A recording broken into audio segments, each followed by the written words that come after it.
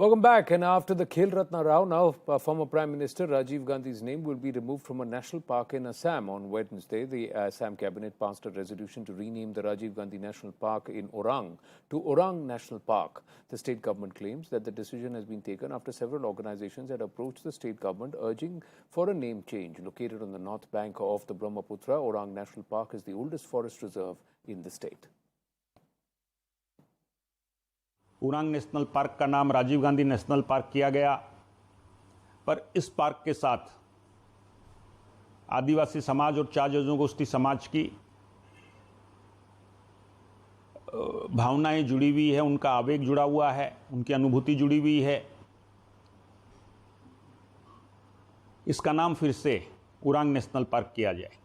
मैं माननीय मुख्यमंत्री जी को धन्यवाद जनाना चाहता हूं। लाख लाख चार जनगोष्ठी और आदिवासी समाज की भावनाओं का उन्होंने सम्मान किया और 48 घंटे के अंदर असम की कैबिनेट ने गए कल 1 सितंबर को ये सिद्धांत लिया कि उरांग नेशनल पार्क, जिसका नाम कि राजीव गांधी नेशनल पार्क किया गया था, फिर से उरांग नेशनल पार्क के नाम से जाना जाएगा। भाजपाइयों ने कभी कुछ बनाया भी है, केवल मिटाया है। हरियाणा में एक कहावत है, कुछ बनाना जानते हो? बोले नहीं, केवल दोनों हाथों से मिटाना जानता हूं। ये भारतीय जनता पार्टी का चरित्र है।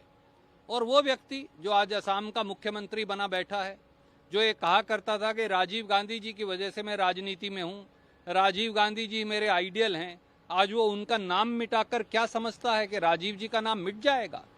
अरे, पार्कों से देश के शहीदों का नाम मिटाकर कुछ हासिल नहीं होने वाला। भारतीय जनता पार्टी अपनी मानसिकता का परिचय दे रही है। Payal Mehta with us. Payal, this is a decision which has been taken because the local groups, the tribal groups, the Adivasis said they want their name back.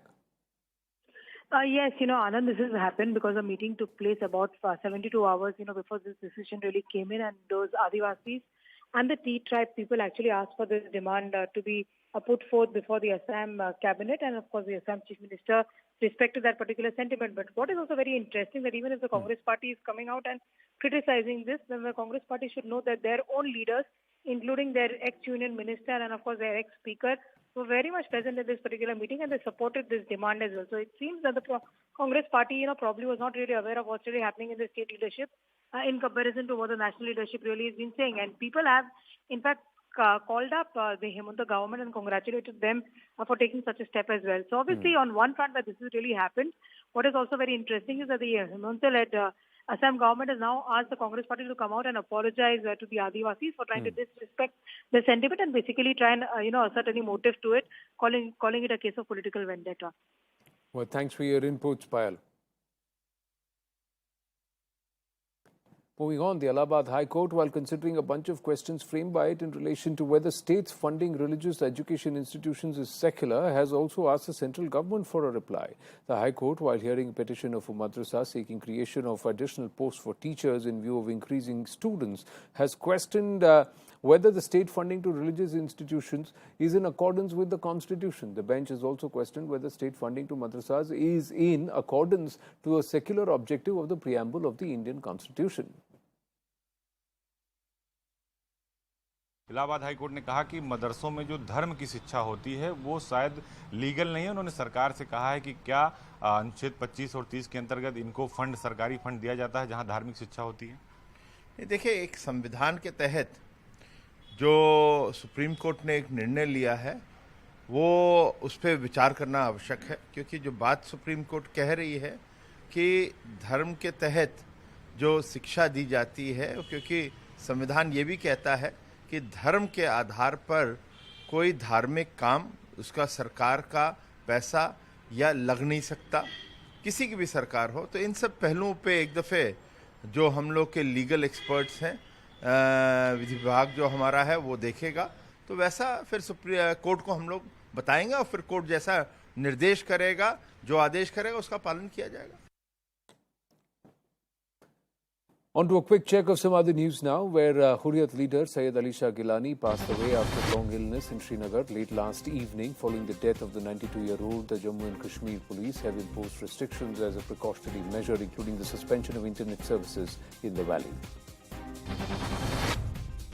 India has witnessed a 12% jump in new cases with over 47,000 cases recorded in the last 24 hours. The country has also recorded over 500 deaths. Kerala continues to be the biggest contributor to the daily rise, contributing to 69% of the caseload. Former employee of Noida, Mukesh Goel, has been suspended over collusion charges with the Supertech case. Goel was recently transferred to the Gorakhpur Development Authority. Uttar Pradesh has also set up an SIT to investigate the case going back to 2004. Journalist and politician Chandan Mitra passed away at the age of 65. The former Rajya Sabha Member of Parliament has received commendations and condolences from all around. The condolences pouring in from across quarters, led by Prime Minister Narendra Modi, expressing his grief via social media.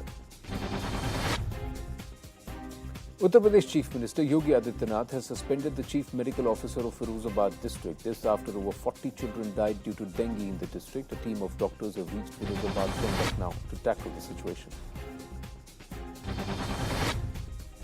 The Shiv Sena has slammed BJP over its demand for opening temples through an article in the Samna. The article says the BJP is shaken due to its recent electoral defeats and was opposing the government just for the sake of opposing.